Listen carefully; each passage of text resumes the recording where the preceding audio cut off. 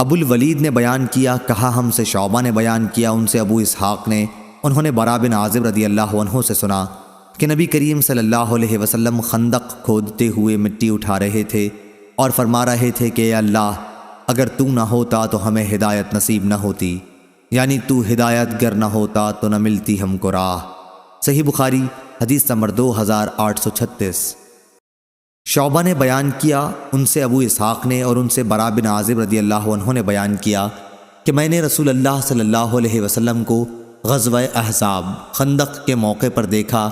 کہ آپ صلی اللہ علیہ وسلم مٹی خندق کھودنے کی وجہ سے جو نکلتی تھی خود دھو رہے تھے۔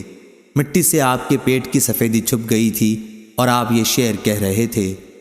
تو ہدایت گر نہ ہوتا تو کہاں ملتی نجات، کیسے پڑھتے ہم نمازیں کیسے دیتے ہم زکوٰۃ، اب اتار ہم پر تسلی اے شہ عالی صفات، پاؤں جموا دے ہمارے دے لڑائی میں ثبات، بے سبب ہم پر یہ کافر ظلم سے چڑھاتے ہیں،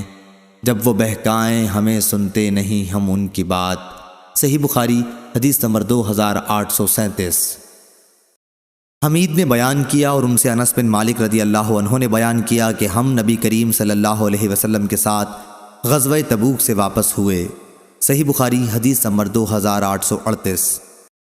حماد نے بیان کیا، یہ زید کے بیٹے ہیں، ان سے حمید نے اور ان سے انس بن مالک رضی اللہ عنہ نے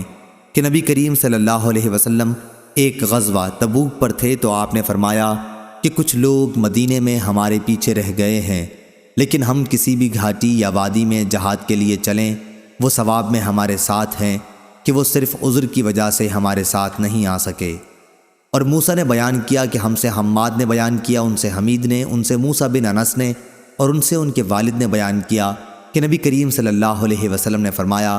ابو عبداللہ امام بخاری رحمہ اللہ فرماتے ہیں کہ پہلی سند زیادہ صحیح ہے۔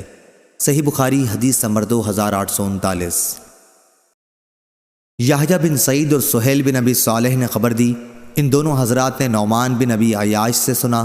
انہوں نے ابو سعید خدری رضی اللہ عنہ سے، آپ نے بیان کیا کہ میں نے نبی کریم صلی اللہ علیہ وسلم سے سنا، آپ فرماتے تھے کہ جس نے اللہ تعالیٰ کے راستے میں جہاد کرتے ہوئے ایک دن بھی روزہ رکھا، اللہ تعالیٰ اسے جہنم سے 70 سال کی مسافت کی دوری تک دور کر دے گا۔ صحیح بخاری حدیث نمبر 2840۔